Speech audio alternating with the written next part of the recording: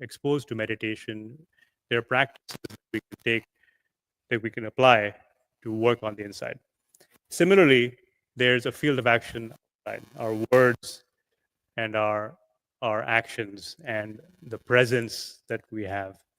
And each of these kind of go much further. So even if you look on the inside, behind your condition, there's there's your identity, there's your intellect, your entire consciousness, and our on the outside as well, beyond our thoughts and our actions, there's how the habits that you said, there's your your character over time, your larger destiny in life. But we're going to narrow that aperture to these things: thoughts, feelings, and conditions on the inside, words, thoughts, and words, actions, and our presence on the outside. So soon you'll get a worksheet for for the activity we're going to do that follows, that has a list of actions that you can take both on the inside and the outside. And these are fairly simple, time-bound kind of suggestions. And if you're able to apply any one of these in a particular relationship, uh, you know, I think you'll see that it's helping you improve and strengthen that relationship. Again, there are actions that you can take to communicate, which are within you in terms of listening, becoming a better listener. And communication, of course, has an external aspect as well. I'm not going to read through this. You'll see this on the worksheet, but spend some time kind of going through this so that you can see what actions exist on the inside and outside. And as you discuss this in your smaller groups, see what comes to your mind as in these different categories. What can you really do on the inside, and how does that show up on the outside? And learning how to balance both of these and using your inner actions to guide how you show up on the outside, and vice versa, using your external situations and your relationships and what happens to help you know yourself better and know how to respond better. That's when the journey starts becoming really interesting. So what we're going to do, and we're going to spend about 15-20 minutes doing this, is we're going to create a simple, timely, intentional commitment. Okay, it's pronounced shtick. So even though it doesn't look like that, that's what we're going to call it. And so I'd like each of you first, so wherever you're sitting, if you can kind of form groups of threes. Okay, so we'll hand out a worksheet in a second. So just organize yourself in small groups of 3 people. Okay, and we'll hand out a worksheet. If I can get a couple of people to help me hand these out. Thanks. One each. So groups of 3s. You can get up. You can move around. I know that there's a lot of space.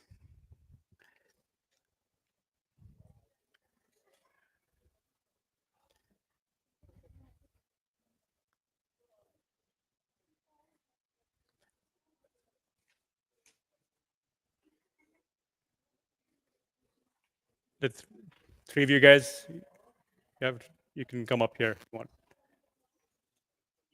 Yeah, everyone gets one.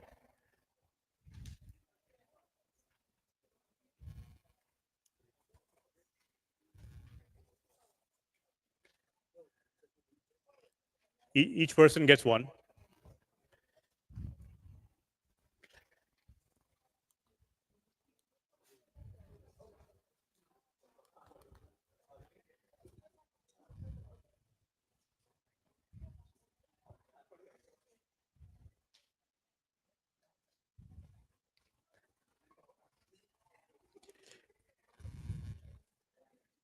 Okay, tell me, just raise your hand when you're ready to go. Is that cluster in the middle of you organized in a group?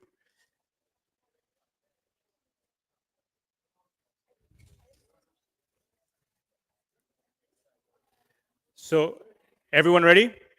I'm going to give you the instructions in a second. Okay. Does everyone have a sheet in the back? Not yet. Okay, it's coming. I think you'll need a pen. That would help.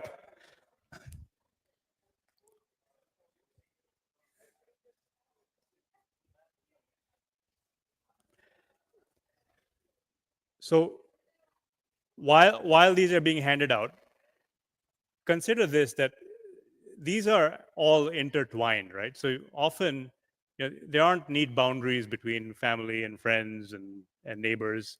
You have people who are all of the above. But just to keep things simple, we're going to imagine that we're going to look at each of these categories separately, right? And I'll go back to, first take a few minutes to, you can visualize any of these categories and see where it falls in these quadrants, right? Again, the horizontal axis being comfort, joy and comfort on the positive side, frustration and stress on the negative side, and then growth versus stagnation, expansion versus contraction. So see where you would kind of position a relationship that you're thinking about. And if something, I'll say that if something is already in number one, doesn't need a lot of work, leave it alone, right? Those are the relationships you want to, you want to kind of continue where they are. The other relationships are the ones where you probably want to spend some time working on those. And for those, so let's first allocate 100 points of your energy, because we all have limited time and energy. So think about these different categories, inside versus outside in each of these. If you had 100 points to spend, you could decide to put all 100 points to work on friends on the outside, right? That's great. Or you could split that up and say, I want to really be intentional over the next 3 months to work with, my neighbor and work with my boss at work, right? So think about where you want to put the 100 points of energy, and perhaps you'll pick one of the intentional commitments on the right side, read through those, or you might think of something different. So again, spend about 5 minutes individually, and then in your small groups of 3, share what you guys have put down. Okay, so we'll take about 15 minutes with this.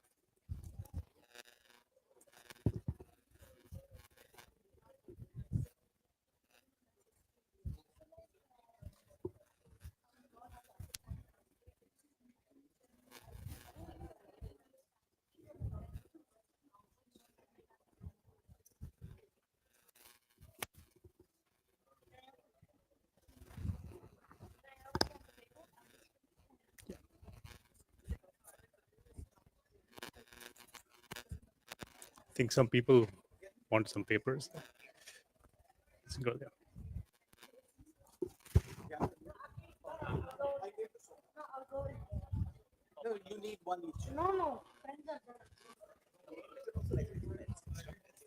Extra pens. You can borrow someone else's pen if you want.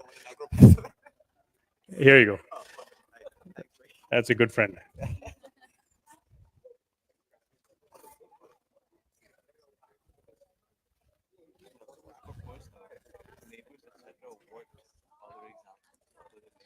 So the question of what's an example of personal? So anything in your, in your community, in your, let's say that you have relationships that don't fit into any of the other categories, right? That you're interacting with on a regular basis. So for me, it's the folks I play tennis with, right? It's my neighbors. It's you can also call them friends, right? Acquaintances is probably better. So friends may be a different category of people who you're spending more time with. These are more acquaintances now. I think that's a good way of putting it. Sure.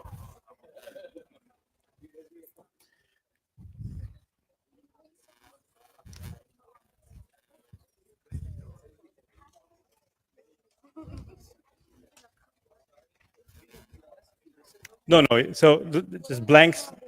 You can write in things if you want based on your discussion. You may hear something, right, that you want to add. So it's just space to add things, right? You, you may hear some great ideas from other people and say, hey, that's really good. I want to do that. So a lot of concern about filling out the back. You guys are like really, you want to make sure that you're complete. It's just blank space. In case you hear some good ideas, write them down. Okay. A blank space feels wrong.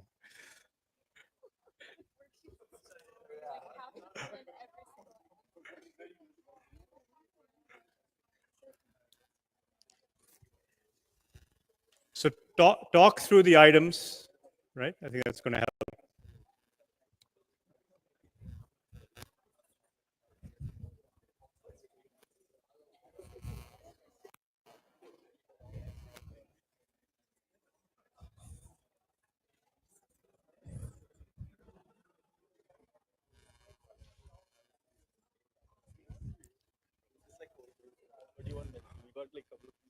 I'm going back. I don't want to think. Do I need something? What is this? Energy drink. Do I need energy? Just in case you want.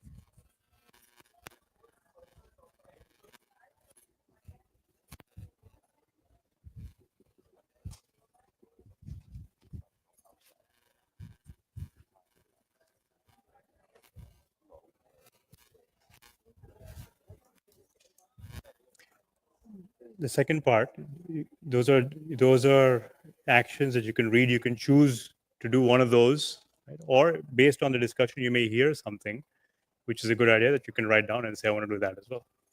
Right? It's just blank space for you to write. So in case you hear an idea that you want to apply.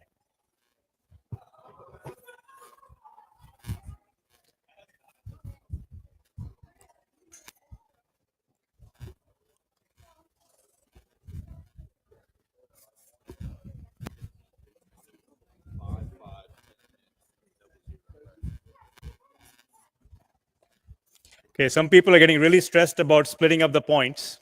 Don't don't stress about it. Move on to the discussion. Okay. There's all kinds of formulas being applied. You guys are a quantitative group.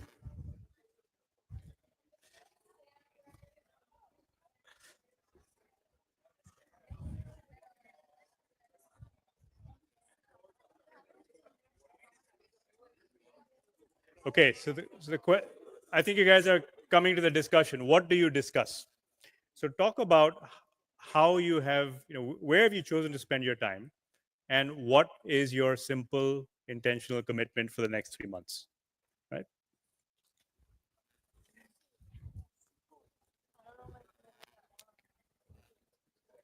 What's your shtick for the next 3 months? That's right.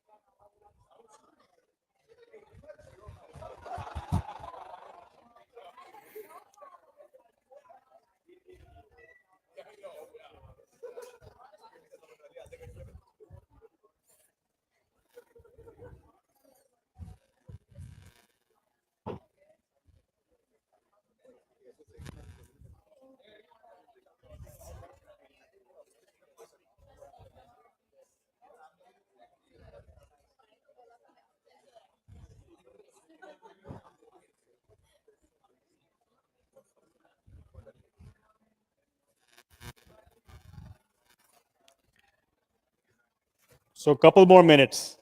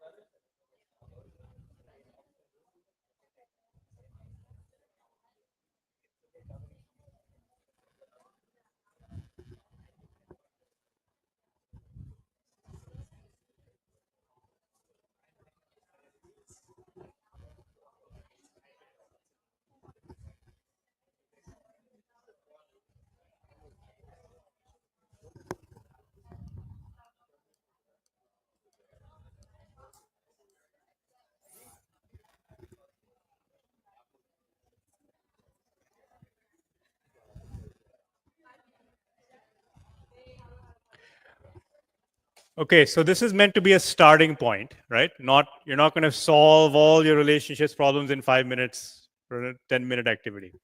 But I'm really curious to hear what some of the learnings were as you tried to do this. So who wants to stand up and shout out? What did you struggle with? What How would you want to apply this? Or if you got all the way through this and you have an intentional commitment ready to share, love to hear that as well. This group seemed to have a lot of excitement here. You surely have something to share.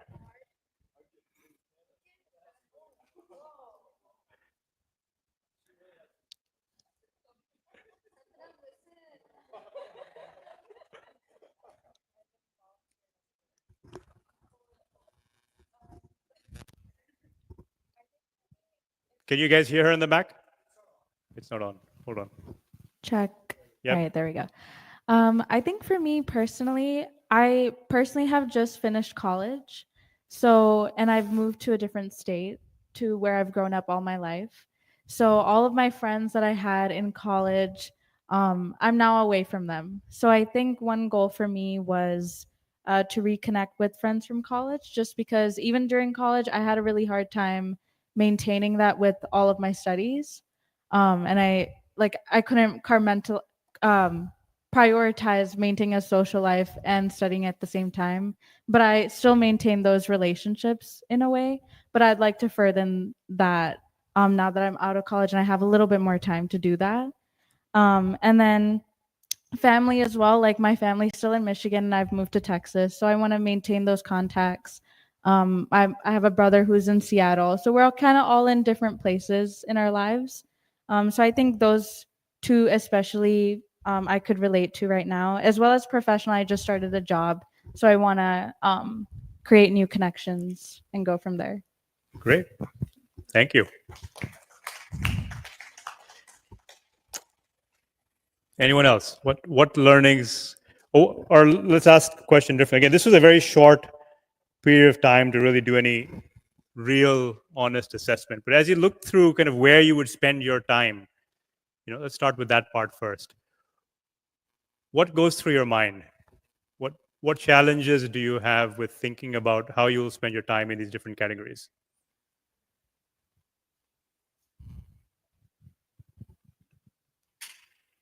Say again? Yeah. For me, it was interesting to stand up, to look at. Neighbors is a 0 for me. This is what I realized, and maybe I should. I mean, there's an as is and there's a to be, right? So at the moment it's like 0, but there's a wonderful friends group, Heartfulness community that I'm part of in New Jersey. So that I'm doing very well, but kind of pointed my attention to how intentional am I with professional relationships as well as my neighbors, and that's something that I'm taking back. But really, what was thought provoking during the limited time that we were doing this is that how do you do the inner work? I mean, that was revealing for me to think about, if you have X number of units of time, how would you allocate to the inner work and the outer work? And that was very interesting, that sometimes before you go and do the outer work, at least for me, I realized that I need to do a lot of inner work before I try to go into the outer work. So that was the reprioritization that I did, and I really like that. Thank you. Great. Thank you. Okay. Any other comments or questions? Yeah, a couple in the front. I think we were discussing this, but I thought a lot of it, or whatever I'm spending my energy on, is also quite situational at this point, because one, I moved here a year ago, and friends kind of became family, and well, personal, well, it's different. I don't really talk to my neighbors here. I don't even know who they are. Professionally, I want to put in a lot more energy because, well, I'm a student. I'm working, studying, figuring things out. So if the same question was posed to me, when I was back in India, probably it would be completely a different story. So Yeah. I can evaluate myself right now, but I don't think this is a fair evaluation of what I'm usually.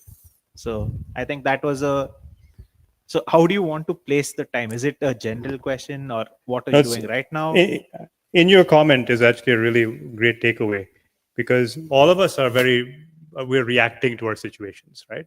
And frankly, we don't think about this stuff, right? And we don't have time, and we're not deliberate and intentional about it. Yet this stuff is important for us, right? And that's exactly the sort of the surprising thing.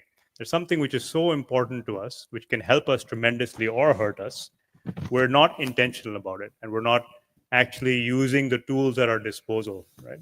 So this framework of how do you spend your energy and time is purely is just a way for us to get intentional about it, right? Now, where you choose to spend that time, I think you're absolutely right, that changes, and being able to calibrate on a regular basis is helpful, right? And so for anything which you want to improve yourself in, if you have a way of measuring something, assessing something, taking an action, assessing it again, and you're able to see growth and movement in the right direction, that those small wins help you do more of it, and over time that becomes part of you, right? And I was actually thinking about this subject, and can you guys see this slide? Is it up? Yes, good. I was on one of those afternoons, when I probably got a text from Suraj saying, "Hey, are your slides ready?" I hadn't even thought about it, and I was wondering how on earth are we going to talk about this subject, because it's so vast. And I was looking out of the window and I saw this, right? And it was this beautiful kind of migrating flock. And it struck me that these birds are in a relationship, right? They're supporting each other. And they were naturally kind of moving in and out, right? You could tell that the lead bird gets a little tired. It kind of falls back a little bit. Another bird, takes its place. They split into two groups and come back. And I was watching them like for as long as I could, through the window. And it was a beautiful sight to see. And in nature, as you can see, this kind of cooperation and natural ability to be in a relationship exists. And what drives them and what guides them? So any of you know how do birds know which way is south? You guys know? Anyone know how they know? Winds? Tailwinds. I mean, maybe if it has like the instrumentation of a Boeing would probably know, but these birds don't have a lot of instrumentation or gear. And there's a lot of theories about it. Okay, Santam? Yeah? I thought it was some magnetic thing, like they Yes, know that's where right. because of the magnetic south. That's or right. In whatever their it is. skulls, they have kind of a way to know which way is north and south, and they have a way to kind of use the Earth's magnetic currents, right? So in our relationships, what's the guiding force, right? And how are we using? And you could be very kind of mechanical about this framework, which I don't think it would stick, even if you tried to do that for a little while. But if you think about the guiding force of the sum of all of our relationships, is love, purpose, helping us become the best possible human being that we can become. That's a powerful motivating force, right? And imagine if all your relationships were able to propel you and you were able to adjust and calibrate on an ongoing way, right? It would be a very, very powerful way to use something that is so much part of our life, something which is so important to us, for our growth. And it doesn't just happen by accident, right? It doesn't just happen by good luck. I really love that comment from Deepak Chopra's comment in the morning. You guys remember? Luck is where preparedness meets opportunity. Right? And I think in our relationships, we always rely on, fate, luck, chance. And if we are intentional and deliberate about it, you'll see a lot more of our relationships kind of being in that upper right quadrant or moving towards that. Right? So again, this is meant to be kind of a starting point. This is by no means a finished work. I actually think that this group, and this larger group of individuals who are inwardly oriented yet thriving in the world and living in the world, have something very powerful to give back to the world with how we use our relationships, how we show up in our relationships, how we use the inside to get better at the outside, and vice versa. How do you use the outside to improve your inside?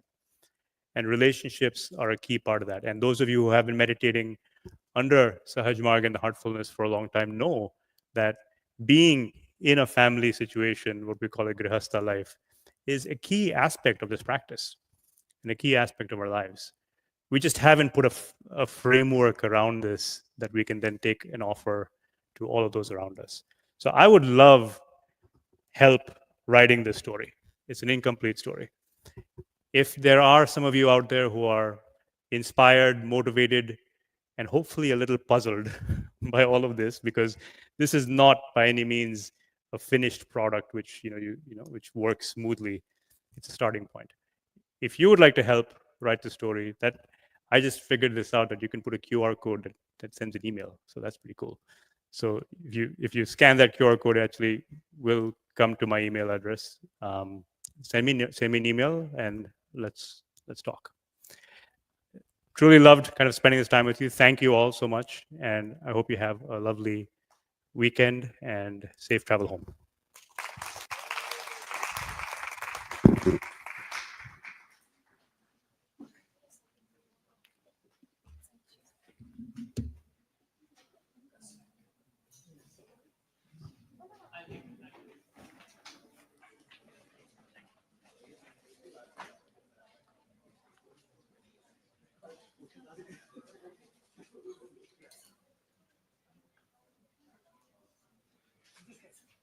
Oh. You want it on camera? That was great. Do you want it on-